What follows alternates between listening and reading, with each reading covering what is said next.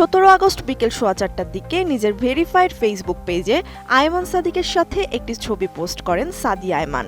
ছবির ক্যাপশনে তিনি কিছুটা রসবোধের সাথে লেখেন, যার সঙ্গে সম্পর্ক নিয়ে অনেক বেশি গুঞ্জন, অবশেষে তার সঙ্গে দেখা হয়ে গেল, এবং একই ফ্রেমে দুই আয়মান।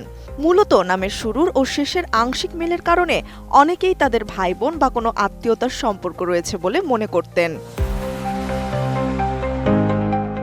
বছর 2 আগে এক সাক্ষাৎকারে নামের মিল থাকা প্রসঙ্গে সাদিয়া স্পষ্ট করে বলেন, আয়মান সাদিক ভাইয়ার সঙ্গে আমার কোনো ধরনের সম্পর্ক নেই।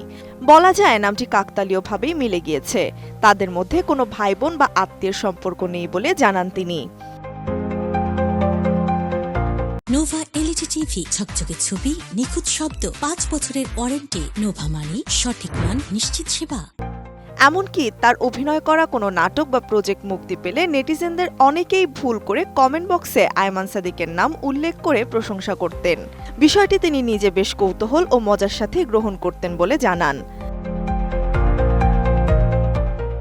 এমনকি 2023 সালে ইংরেজি শিক্ষিকা মুনজারিন শহীদকে যখন আয়মান সাদিক বিয়ে করেন, তখনও সাদিয়ার সামাজিক যোগাযোগ মাধ্যমের কমেন্ট সেকশনে শুভেচ্ছার বন্যা বয়ে যায়। বহু নেটিজেন তাদের বিয়ের কাপল ছবিতেও ভুলবশত সাদিয়াকে ট্যাগ করেছিলেন।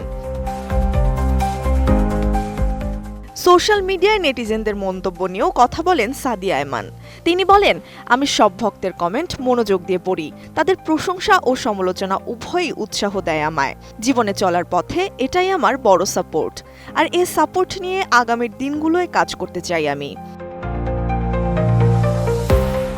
তবে দুজনের নামের মিল থাকার বিষয়টি কাকতালীয়ভাবে হওয়ার কথা বললেও কারো কারো কাছে যেন বোধগম্য নয়। তাই তো এবার প্রথমবার একসঙ্গে ছবি তুলে তা পোস্ট করে বিষয়টি আবারও স্পষ্ট করলেন সাদিয়া আয়মান। ভক্তদের ইতিবাচক ও বিভ্রান্তিকর চর্চাকে সঙ্গী করেই আগামী দিনে অভিনয় অঙ্গনে এগিয়ে যাওয়ার আশাবাদ ব্যক্ত করেন এই অভিনেত্রী। ত্রিবেণী তনু, ATN নিউজ।